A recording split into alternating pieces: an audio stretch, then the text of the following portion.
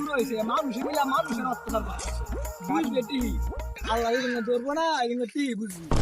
গরমও লাগাছে যা একটা কুকুর গুলো মাইরে চুলা ঠান্ডা হয়ে যাবে হে শালতাম মাইরিয়া মানুষ তাই তো কিছু করতেছে না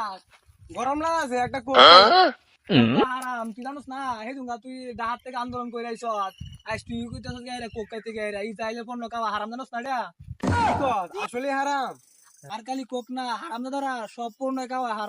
হারাম ব্যবহার করা দেখি তারা এগুলা টেয়া দেয়া দুষ